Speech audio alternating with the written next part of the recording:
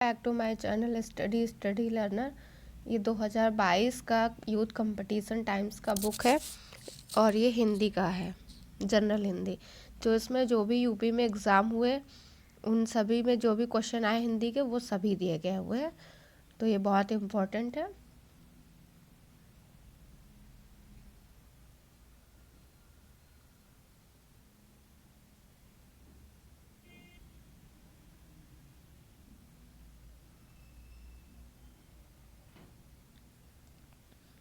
ये सभी प्रश्न पत्र दिए गए हुए हैं और ऐसे भी दिया गया हुआ है यूपीएसआई और जितने भी एग्ज़ाम यूपी में हुए हैं सभी के लिए इम्पोर्टेंट है।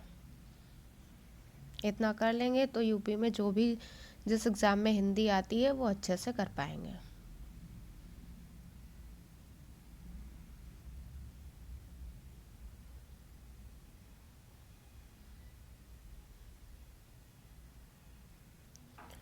पहला टॉपिक है ध्वनि एवं हिंदी वर्णमाला व वर्णक्रम। तो इससे जो भी संबंधित क्वेश्चन थे, जो भी जिन भी एग्ज़ाम में आए हैं वो सभी क्वेश्चंस हैं। तो क्वेश्चन नंबर 1 देखेंगे। क्वेश्चन नंबर 1 है क्वेश्चन नंबर 1 है शब्द की सबसे छोटी इकाई क्या कहलाती है। तो शब्द की सबसे छोटी इकाई वर्ड या वर्ड कहलाती है।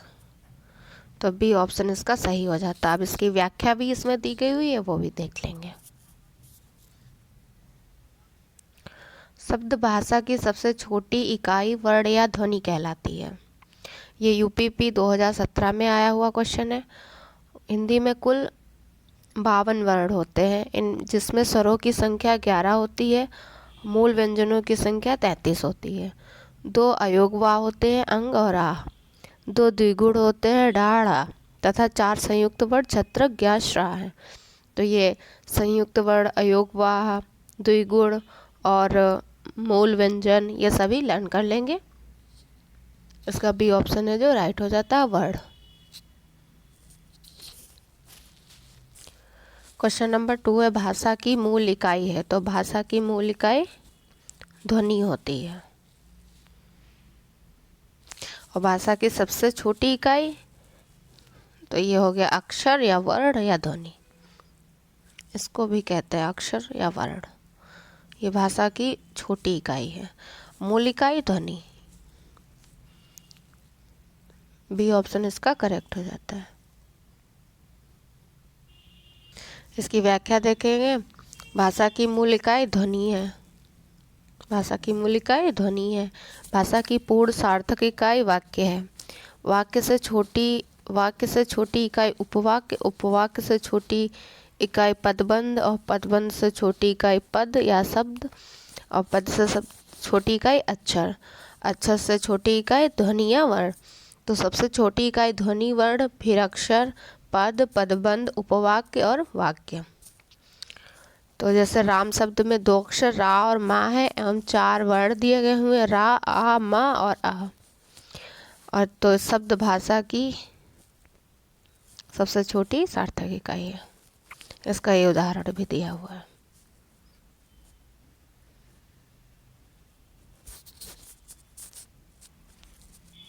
ये क्वेश्चन है यूपीपी कांस्टेबल 2018 में आया था।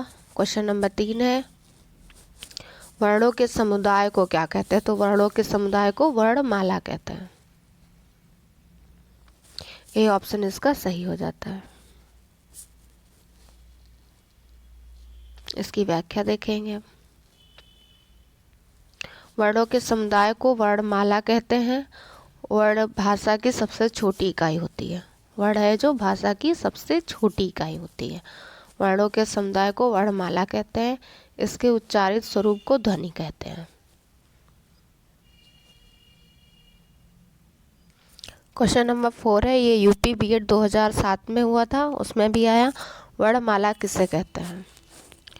तो वर्णमाला है जो व्यवस्थित वर्ण समूह को वर्णमाला कहते हैं। व्यवस्थित वर्ण समूह ये याद रखेंगे, व्यवस्थित वर्ण समूह को वर्णमाला कहते हैं। डी ऑप्शन इसका सही हो जाता है।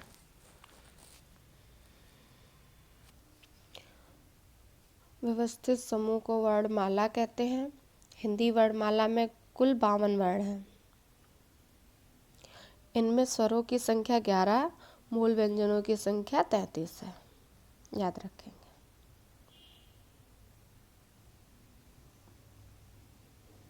क्वेश्चन नंबर 5 है, हिंदी भाषा की कुल वर्ण लिपियां हैं। हिंदी भाषा की कुल वर्ण लिपियां हैं, तो इसमें कितनी लिपियां होती हैं? तो ये होती हैं 52। कुल पूछा है, मतलब कुल वर्ण कितने होते हैं, तो होते हैं ये 52। ये जूनियर इंजीनियर तकनीकी परीक्षा 2016 में आया था। हिंदी भाषा की कुल वर्ण लिपियां 52 होती हैं और ये 11 स्वर दिए गए हुए हैं। का वर्ग, चा वर्ग, टा, ता, पा, अंतस्थ, ये 11 अलावा हैं जो अंतस्थ होते हैं। और ऊष्म, शा, शा, शा, हा होता है। और का वर्ग में 5 होते हैं, चा वर्ग, टा वर्ग, ता वर्ग, पा वर्ग। ये स्पर्शी व्यंजन होते हैं, ये 25 होते हैं टोटल। और अंतस्थ 4 हो गए और 4 हो गए उस।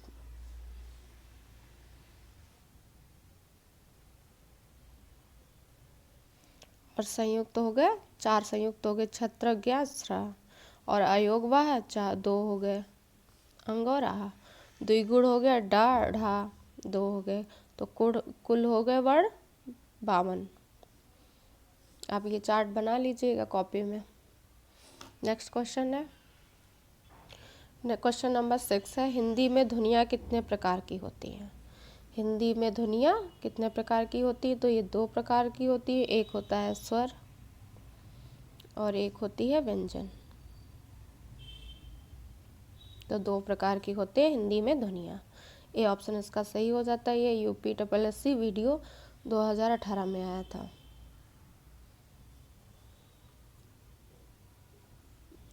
क्वेश्चन नंबर 7 है, वर्ण के कितने भेद होते हैं?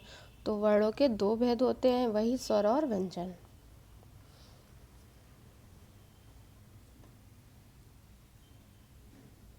स्वर वो होते हैं जो स्वतंत्र रूप से उच्चारित होने वाले वर्ण होते हैं, स्वर कहलाते हैं। और स्वरों की सहायता से जो उच्चारित वर्ण होते हैं वो व्यंजन कहलाते हैं। तो इसका सी ऑप्शन है जो सही हो जाता है। क्वेश्चन नंबर 8 है, जिनका उच्चारण स्वतंत्रता से होता है और जो व्यंजन के उच्चारण में सहायक होते हैं उसे कहते हैं। तो उच्चारण स्वतंत्रता से होता है जिनका, और वो व्यंजन के उच्चारण में सहायक होते हैं, उन्हें है जो स्वर कहते हैं। बी ऑप्शन इसका सही हो जाता है। ये 2018 UPSSC वीडियो में पूछा गया। बी ऑप्शन इसका सही है। क्वेश्चन नंबर 9 है, जिन वर्णों का उच्चारण स्वतंत्र होता है उन्हें कहते हैं। तो जिन वर्णों का उच्चारण स्वतंत्र होता है उन्हें स्वर कहते हैं।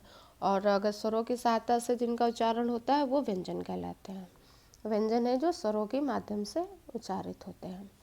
ए ऑप्शन इसका करेक्ट है। ये UPSI 2017 में आया। ये देख लीजिएगा, सभी एग्जाम में आए हुए क्वेश्चन है ये।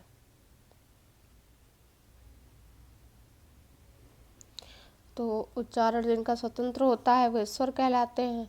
स्वरों की सहायता से बोले जाने वाले वर्ण व्यंजन कहलाते हैं। भाषा के शुद्ध और स्थायी रूप को निश्चित करने के लिए आवश्यक नियमबद्ध योजना को व्याकरण कहते हैं। ये व्याकरण किसे कहते हैं? उसका दिया है, भाषा के शुद्ध और स्थायी रूप को निश्चित करने के लिए आवश्यक नियमबद्ध योजना को व्याकरण कहते हैं। तथा भाषा का क्षेत्रीय रूप क्या कहलाता है? बोली। भाषा का क्षेत्रीय रूप बोली कहलाता है। क्वेश्चन नंबर 10 है, हिंदी वर्णमाला में स्वरों की संख्या है, रिक्त स्थान की पूर्ति कीजिए। तो ये UPSI में आया हुआ क्वेश्चन है। हिंदी में वर्णमाला में स्वरों की संख्या ऊपर बताया है, वो होते हैं 11। तो ए ऑप्शन इसका सही हो जाता है। क्वेश्चन नंबर 11 है, निम्नलिखित में कौन स्वर नहीं है? तो ऑप्शन 1 आ, ये भी स्वर है, ए भी स्वर है, ऊ भी स्वर है। ये यहाँ है जो स्वर नहीं है, ये चा वर्ग का, ये है जो चा वर्ग का 5वां अक्षर है, 5वां। तो इसका ऑप्शन डी करेक्ट हो जाता है, ये स्वर नहीं है।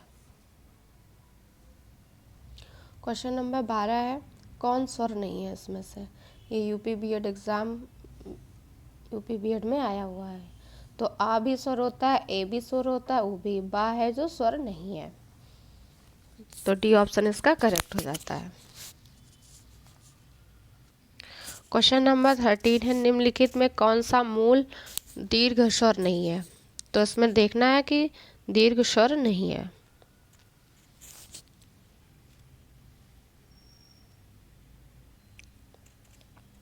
तो जो दीर्घ स्वर नहीं है वो ओ नहीं है, बाकी आ, ई, ऊ ये हैं सभी दीर्घ स्वर हैं। इसकी व्याख्या देखेंगे।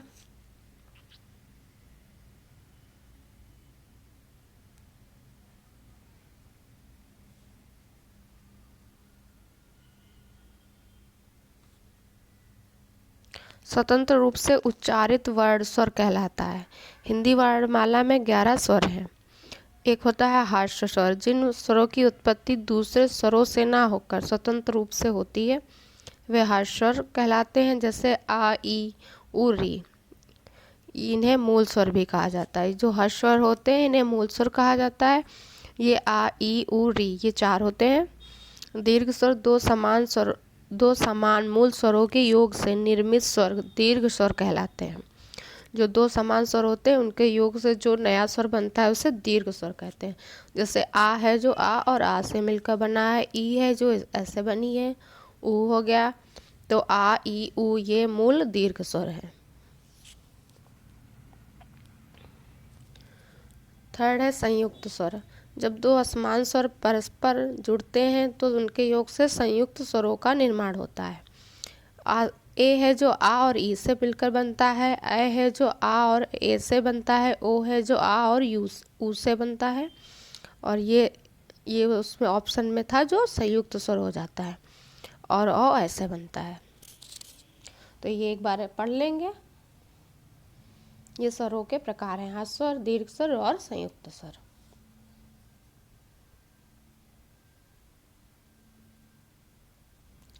क्वेश्चन नंबर 14 है, निम्न में दीर्घ स्वर है। तो उसमें दीर्घ स्वर है जो ई है।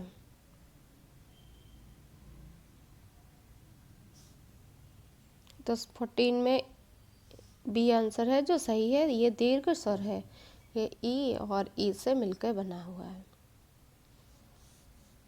और ए है जो वो आ और ए से मिलके बना हुआ है, ये संयुक्त हो गया। तो ये याद रखेंगे, बी ऑप्शन है जो इसका सही है, ये दीर्घ स्वर है। क्वेश्चन नंबर 15 है, निम्न में दीर्घ स्वर कौन सा है? तो जब 2 समान स्वर मिलकर बनते हैं, जो स्वर बनता है उसे दीर्घ स्वर कहते हैं। तो ए ऑप्शन इसका सही हो जाता है, आ और आ मिलकर बना हुआ है। ये संयुक्त है, ये भी संयुक्त है, संयुक्त स्वर, ये भी संयुक्त स्वर, और ये दीर्घ स्वर है। क्वेश्चन नंबर 16 है, निम्नलिखित में कौन सा संयुक्त स्वर है? तो संयुक्त स्वर वो होते हैं जो 2 असमान स्वर मिलकर एक नया स्वर बनता है, वो संयुक्त स्वर कहलाते हैं। जैसे ए, ओ और औ। डी ऑप्शन इसका करेक्ट हो जाता है। स्टेनोग्राफर परीक्षा 2015 में आया हुआ ये क्वेश्चन है। मात्रा है, मात्रा के आधार पर स्वर कितने प्रकार के होते हैं? तो मात्रा के आधार पर स्वर 3 प्रकार के होते हैं, उसकी व्याख्या देखेंगे अब।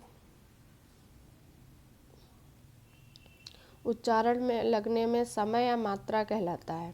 इसी आधार पर स्वर 3 भेद होते हैं।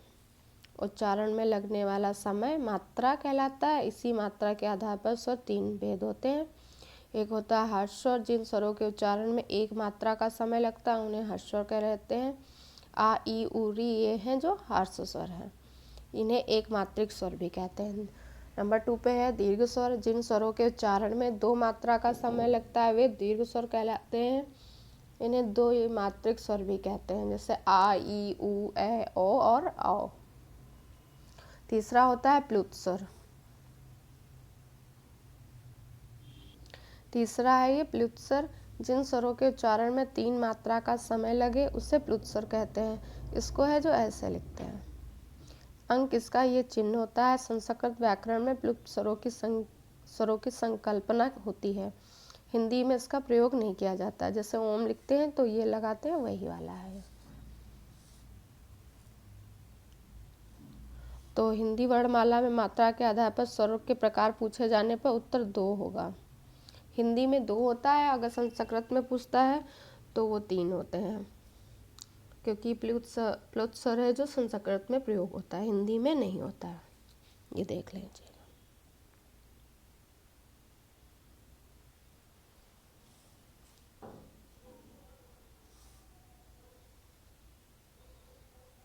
क्वेश्चन नंबर 18 है, वर्ण तालिका के अनुसार हर्ष, दीर्घ और प्लुत क्या है?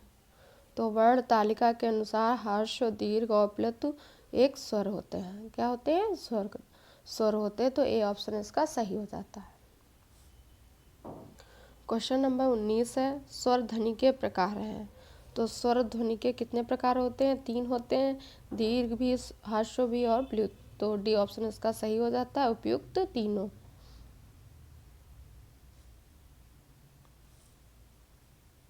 क्वेश्चन नंबर 20 है, जिह्वा के आधार पर स्वर कितने प्रकार के होते हैं?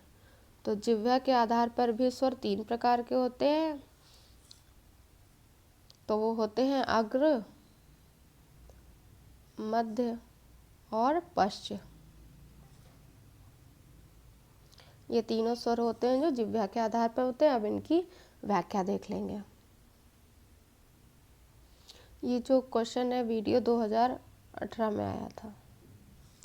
जिह्वा के उत्पादित होने पर उसकी क्रियाशीलता के आधार पर स्वर 3 प्रकार के होते हैं। एक होता है अग्रस्वर, जिन स्वरों के उच्चारण में जिह्वा का अग्र भाग सक्रिय रहता है उन्हें अग्रस्वर कहते हैं। अग्रस्वर है ये ई और ए होता है, याद रखेंगे, दोनों ई और दोनों ए। मध्य स्वर होता है जिन स्वरों के उच्चारण में जिह्वा का मध्य भाग क्रियाशील होता है उन्हें मध्य स्वर कहते हैं। मध्य स्वर में केवल आ आता है। पश्च स्वर वो होते हैं जिन स्वरों के उच्चारण में जिह्वा का पिछला भाग सक्रिय होता है उन्हें पश्च स्वर कहते हैं। जैसे आ, उ और ओ और औ। याद रखेंगे, ये 4 होते हैं पश्च स्वर, ये मध्य स्वर और ये अग्र स्वर।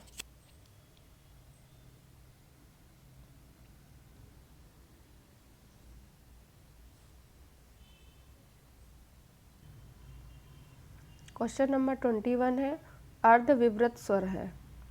तो ये अर्ध विवृत स्वर होता है ए। बी ऑप्शन इसका सही हो जाता है, ये है अर्ध विवृत।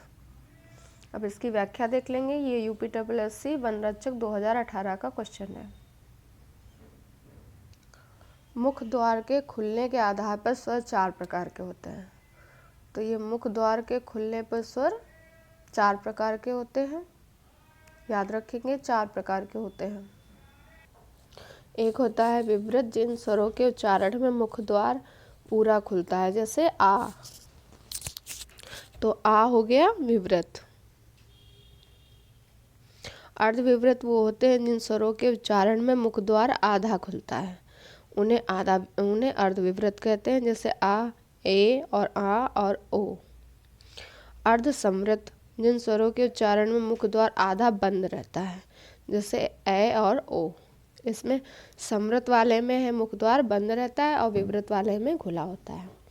और समृत हो गया जिन स्वरों के उच्चारण में मुख द्वार लगभग बंद रहता है। जैसे ई, ऊ और ऊ। ये बहुत इम्पोर्टेंट है, इनका नोट्स भी बना सकते हैं आप और ऐसे भी याद कर लीजिएगा, इम्पोर्टेंट है।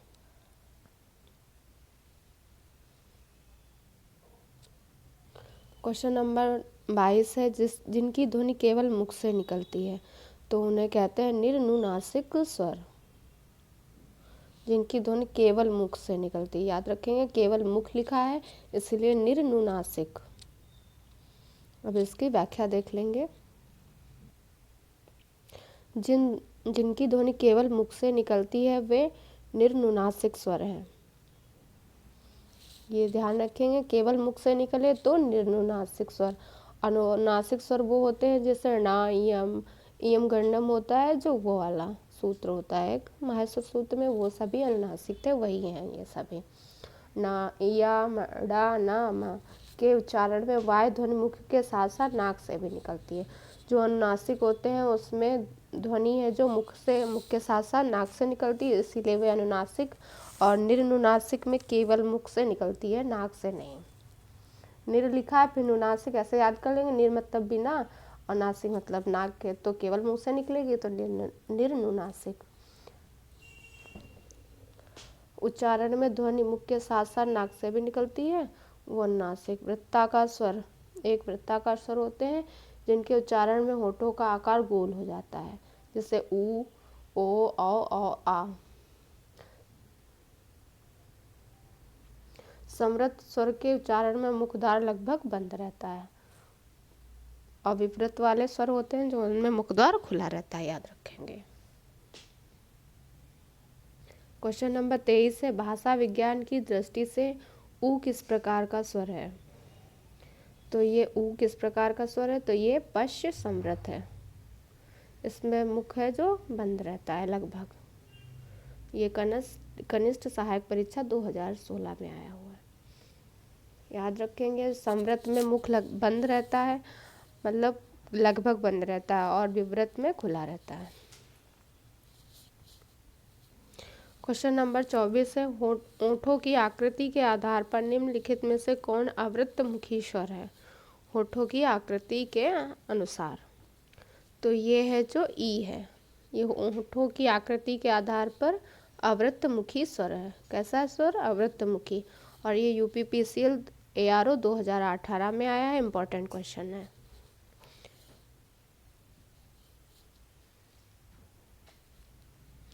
होठों की आकृति के आधार पर स्वर को दो भागों में विभाजित किया गया है। होठों की आकृति के स्वर, एक होता है आवर्तमुखी, एक होता है वृत्तमुखी। जो अवृत्तमुखी होता है, जिन स्वरों के उच्चारण में ओंठ है वृत्तमुखी या गोलाकार नहीं होते, उन्हें अवृत्तमुखी स्वर कहते हैं। जैसे आ, दोनों आ हो गए, दोनों ई और ए, ये हो गए अवृत्तमुखी। इनमें है जो होंठ हैं जो गोलाकार नहीं होते हैं। वृत्तमुखी होते हैं जिनके उच्चारण में होंठ हैं गोलाकार हो जाते हैं, वृत्तमुखी स्वर कहते हैं। जैसे ऊ, औ और आ, ये वाला जैसे डॉक्टर पे लगाते हैं, इन्हें ई से अतः इन विकल्पों में ई है जो अवृत्तमुखी स्वर है। इसमें होंठ हैं जो गोलाकार नहीं होते हैं, ये याद रखेंगे। क्वेश्चन नंबर 25 है, निम्न में कंठ वर्ण कौन सा है? तो कंठ वर्ण इसमें देखेंगे तो आ हो जाता है कंठ वर्ण। कंठ वर्ण में होता है आ होता है, और का वर्ग में जितने भी आते हैं वो होते हैं, और हा होता है, तो ये सभी कंठ में आएंगे, तो बी ऑप्शन इसका सही हो जाता है। आप ये सब कर लेंगे, जितनी भी व्याख्या और क्वेश्चन है, तो हिंदी का कोई भी प्रश्न है जो छूटेगा नहीं एग्जाम में, इन्हीं से ही पूछा जाता है। कौन वर्ण ओष्ठ नहीं है? तो माँ, ऊ और बा ये सभी ओष्ठ हैं, क्योंकि पा वर्ग है जो वो ओष्ठ होता है। ये पा वर्ग में ये भी आता है, ये भी आता है, और स्वर ऊ भी ओष्ठ में आता है। और आ है जो कंठ है, तो डी ऑप्शन इसका सही हो जाता। ओष्ठ में नहीं है जो, वो है आ। क्वेश्चन नंबर 27 देखेंगे, निम्न में ओष्ठ वर्ण कौन सा है? उसमें पहले पूछा गया नहीं था, अब की पूछा गया है कौन सा है। तो आ, ई और आ ये ओष्ठ वर्ण नहीं है, ऊ है जो ओष्ठ वर्ण है। तो UPSSC वीडियो में ये पूछा गया था। डी ऑप्शन इसका सही हो जाता है। ये इसकी व्याख्या दी गई हुई है, दिए गए विकल्पों में से ऊ ओष्ठ वर्ण है। ऊ कैसा है? ऊ है जो ओष्ठ वर्ण है। ऊ है जो ओष्ठ वर्ण है। हिंदी वर्णमाला के स्वर के उच्चारण स्थान विवरण निम्न है। तो कंठ में है जो स्वरों का दिया गया हुआ है उच्चारण स्थानीय, तो कंठ में आ और आ हो गया, और का वर्ग होता है पूरा, और हा भी होता है, वो हो गए कंठ में। हा भी होता है। और तालु में हो गया ई, और दोनों ई हो गई, और चा वर्ग हो गया। चा वर्ग में जितने भी वर्ड आते हैं वो तालु होते हैं। मूर्धा री और टा वर्ग हो गया। ओष्ठ में हो गया ऊ, और दोनों ऊ हो गए, और पा वर्ग हो गया। कंठ तालु, कंठ और तालु में दोनों में ए और ए हो गए। कंठोष्ठ में औ और औ हो गए, तो ये याद रखेंगे। कंठ तालु में ए और ए, और कंठोष्ठ में ओ और औ हो गए। ये इम्पोर्टेंट है, याद कर लेंगे।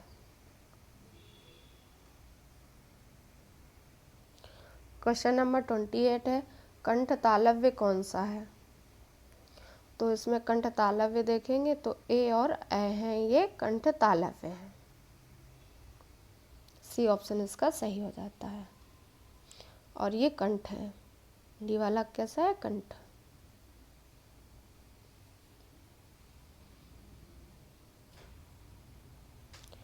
कंठ तालव्य वर्ण ए और ए हैं। ऊ का उच्चारण स्थान ओष्ठ होता है, इनका ओष्ठ है। और रा और शा का उच्चारण स्थान मूर्धा होता है। ये वाली शा का याद रखेंगे, मूर्धा होता है, और रा का भी। और आ और आ का हो गया कंठ, ये बताया था अभी। सी ऑप्शन इसका सही हो जाएगा। क्वेश्चन नंबर 29 है, किस वर्ण का उच्चारण स्थान कंठ तालु है? तो इसमें कंठ तालु है जो ए है, बी ऑप्शन इसका सही हो जाता है। और ये कंठ और ओष्ठ है, ओ हो गया कंठ ओष्ठ। हा का होता है कंठ।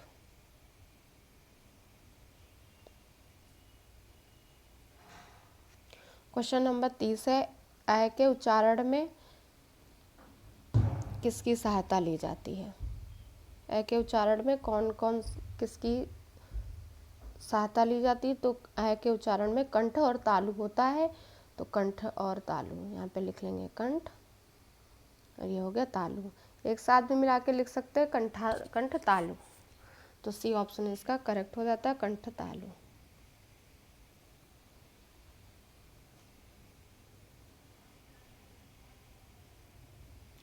क्वेश्चन नंबर 31 है, ओ और औ किस प्रकार के वर्ण हैं? ओ और औ किस प्रकार के वर्ण हैं? तो ये होते हैं कंठोष्ठ। डी ऑप्शन इसका सही हो जाता है, कंठोष्ठ होते हैं। क्वेश्चन नंबर 32 है, इनमें से ओ का उच्चारण स्थल कौन सा है? इसमें और औ का पूछा था, इसमें केवल ओ का पूछा है, तो ये भी कंठोष्ठ हो जाएगा। ऐसे भी लिख सकते हैं और ऐसे भी लिख सकते हैं। डी ऑप्शन इसका सही हो जाता है।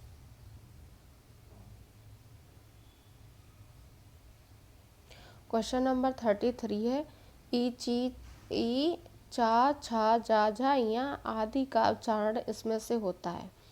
तो एक सूत्र होता है संस्कृत में, इचु यशा नाम तालु, तो ये हो गया तालव्य।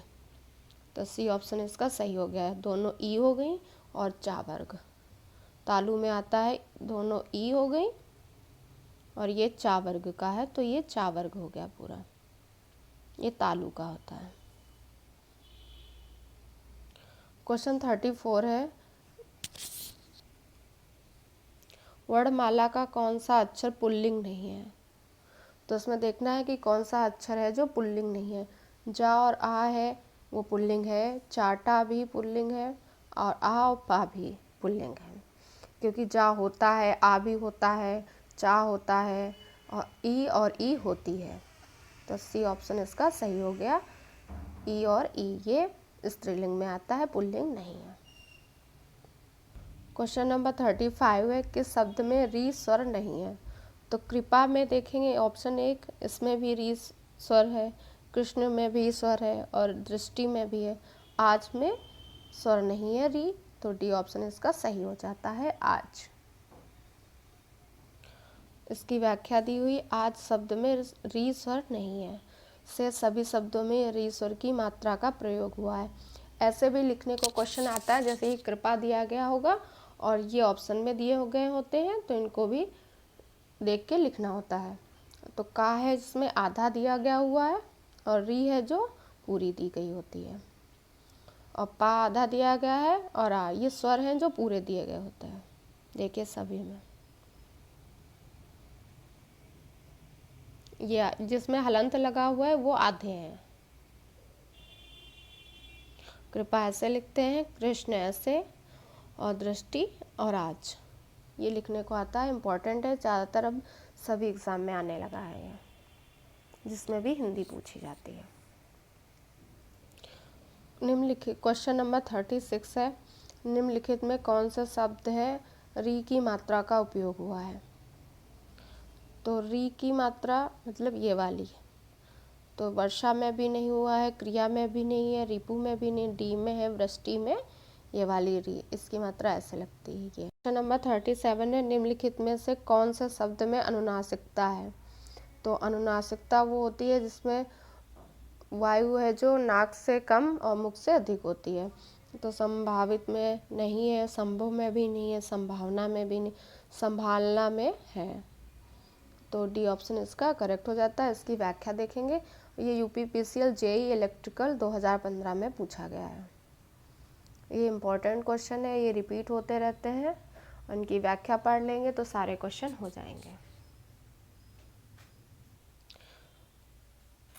संभालना शब्द में अनुनासिकता है। अनुनासिक शब्दों की विशेषता होती है इनके उच्चारण में वायु नाक से कम और मुख से अधिक निकलती है। ये याद रखेंगे, इनमें उच्चारण में वायु नाक से कम और मुख से अधिक निकलती है। हिंदी में यह विशेषता चंद्र बिंदु के रूप में दर्शाई जाती है। चंद्र बिंदु प्रायः तद्भव रूपों में प्रयुक्त किया जाता है, ये याद रखेंगे, इंपॉर्टेंट है। तद्भव तस्तम आते हैं तो वहाँ पे अगर चंद्र बिंदु लगा है तो वो तद्भव हो जाता है।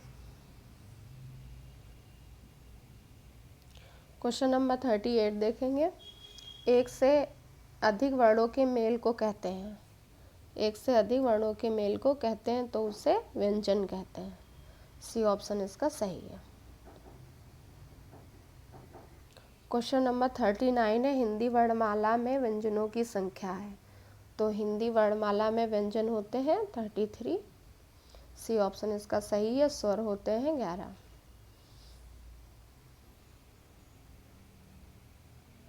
क्वेश्चन नंबर 40 है, निम्नलिखित में कंठ ध्वनियाँ कौन सी हैं। तो कंठ ध्वनि वो होती है जो का वर्ग हो गया आ और हा, तो का वर्ग में का खा गा, तो ये ऑप्शन इसका सही हो जाता है, ये कंठ है।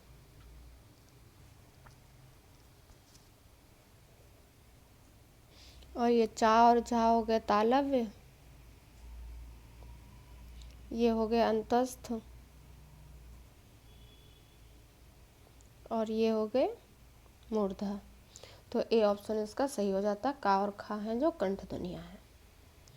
क्वेश्चन नंबर 41 है, उच्चारण स्थान के आधार पर निम्नलिखित में से कौन सा दंत है। तो दंत हो गया ला, मा पा ये हो और ऊ ये हो गए, तो मा पा ऊ ये ओष्ठ हो गए। बी ऑप्शन इसका सही हो जाता है, ये दंत है ला, और मा पा और ऊ ये ओष्ठ हो गए। ला इसका सही आंसर है। 42 है, क्वेश्चन नंबर 42 है, घा का उच्चारण स्थान है। तो घा का उच्चारण स्थान कौन सा है, ये होता है कंठ। घा है जो का वर्ग में आता है, का वर्ग के सभी अक्षर हैं जो कंठ का उच्चारण स्थान होता है। बी ऑप्शन इसका करेक्ट है। क्वेश्चन नंबर 43 है, हिंदी की शा ध्वनि है। हिंदी की शा ध्वनि है तो ये वाला शा होता है जो तालव्य होता है। बी ऑप्शन इसका सही हो गया। और ये वाला होता है जो ये वाला, ये मूर्धा होता है। ये कैसा होता है, मूर्धा, याद रखेंगे।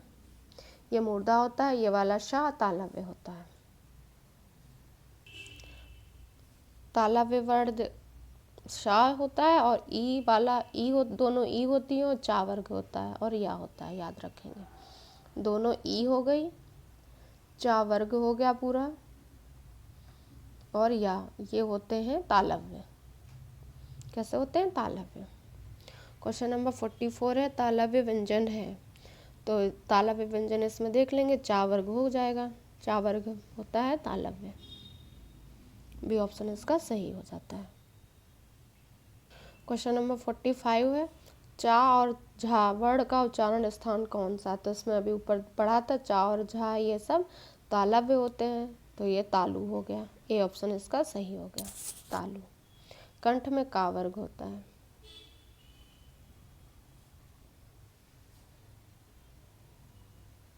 क्वेश्चन नंबर 46 है, या का उच्चारण स्थान है।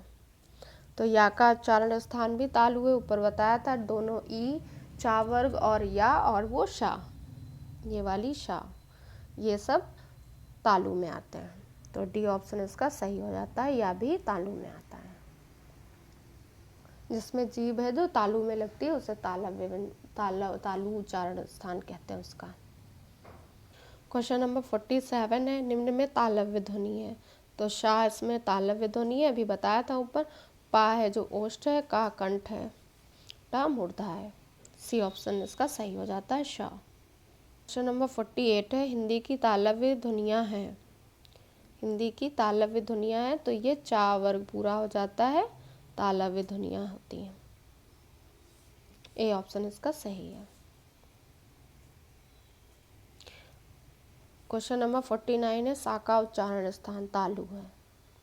ये क्वेश्चन तालु वाला उच्चारण स्थान से संबंधित क्वेश्चन बहुत बार आए हैं, ये इम्पोर्टेंट है, याद रख लेंगे कि तालव्य से तालु उच्चारण स्थान किन वर्णों का है। जो चा वर्ग होता है उसका, शा का ये वाला चा वर्ग, और ता धा दा ये दंत हो गई, और टा डा डाड़ा मूर्धा हो गई, मतलब टा वर्ग है मूर्धा हो गया, ता वर्ग हो गया दंत, और पाफा बा ओष्ठ, याद रखेंगे। क्वेश्चन नंबर 50 है, चा वर्ग ध्वनियाँ किस वर्ग में आती हैं। तो चा वर्ग ध्वनियाँ तालव्य में आती है, सी ऑप्शन इसका सही हो जाता है। तो इसमें है जो तालव्य उच्चारण स्थान जिनका है वो बहुत इंपॉर्टेंट है, बहुत बार क्वेश्चन आया हुआ है। तो ये थे आज के 50 इम्पोर्टेंट क्वेश्चन जो कि प्रीवियस ईयर में किसी न किसी एग्ज़ाम में आए हुए हैं। आप सब लोग इसको पढ़ लेंगे, इसकी व्याख्या भी देख लेंगे। अगर आपको ये क्लास पसंद आई हो तो लाइक शेयर और सब्सक्राइब करिए। वीडियो देखने के लिए थैंक यू सो मच।